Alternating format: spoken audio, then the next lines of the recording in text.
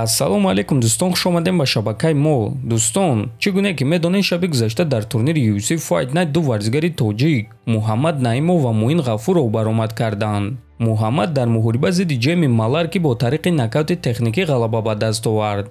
Муин бошад дар муҳориба зидди Ҷон Кастанеда бо қарори доваро ғалабаро аз даст дод. дар ин навор мо барои шумо пулҳои коркардаи варзигарони тоҷик ва рақибони онҳоро омода кардем ва ҳамчунин муроҷиати Муҳаммад Наимов ба мухлисон ва дастгирии ӯ ба Муин Ғафуров. Лайкро зер кунед, мо боша наворро оғоз мекунем.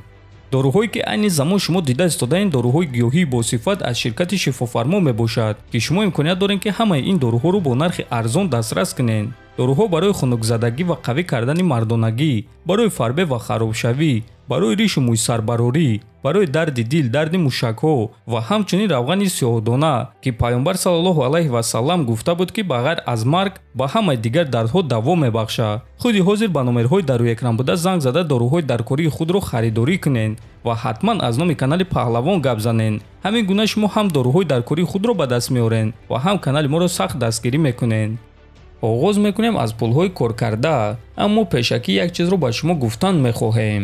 касоне ки дар канали мо дер боз шуд ки обуна шудагиянд медонанд ки мо доимо оиди пулҳои коркардаи ҷангаварони UFC навор мекунем ва акнун ки варзигарони тоҷик дар он ҷо баромад мекунанд, оиди пулҳои коркардаи онҳо низ навор мекунем ва ин маънои онро надорад ки мо пулҳои онҳоро ҳисоб мекунем ё ин ки ба пулҳои онҳо дахолат кардан мехоҳем. мо танҳо маълумот дар бораи ин чизҳо медиҳем халос. ин якум дӯстон. дуюм ин аст ки UFC расман пулҳои коркардаи ҷангаварони худро эълон намекунад. аз ҳамин сабаб дигар сомонаҳо ва мутахассисони хориҷӣ тақрибан пулҳои коркардаи ҷангаварони UFC-ро ҳисоб карда дар сомонаҳои худ нашр мекунанд ва ҳозир мо ин нашр кардаи онҳоро пешкаш шумо мекунем. пулҳои коркардаи Ҷон Кастанеда $65,000, $30,000 барои муҳориба, $30,000 барои ғалаба ва $5,000 дигар аз тарафи спонсорҳои UFC. ана пулҳои коркардаи рақиби ӯ Муин Ғафуров боша $16,000, $12,000 барои муҳориба ва $4,000 дигар аз тарафи спонсорҳои UFC. пулҳои коркардаи Муҳаммад Наимов $78,000, $12,000 барои муҳориба, $12,000 барои ғалаба, $4,000 аз тарафи спонсорҳои UFC ва $50,000 бонус барои беҳтарин баромади шом.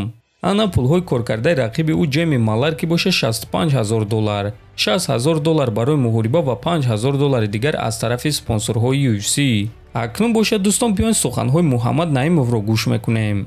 салому алайкум ҳамватанон, ҳамсинфон, ҳамкурсон ва тамоми аъзои қолинҳои форс.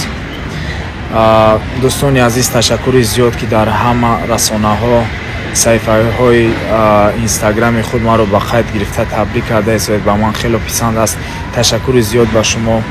ман ҳама вақт мегуфтам ва такрор мекунам ки мухлисони варзиши Тоҷикистон рақами аввал ҳастанд дар ҷаҳон ва ҳама инро дида истодаанд. аллоҳи меҳрубон ҳар чизе ки дод неъмат аст ва ҳар чизе ки надод ӯ ҳикмате дорад ва бохти Муинҷонам ман фикр мекунам ки ҳикмате дорад ва ман боварӣ дорам ки Муин рақобати навбатии худро бо ғалабаи беҳтарин ба даст меорад. ва ташаккури зиёд як бор дигар бародарои азиз. дар ҳамин ҷо дӯстон, навори мо ба анҷом мерасад. фикри ақидаҳотонро нависен, ҳатман дар канали мо обуна шавен. то боздид, хонободу сарбаланд бошен.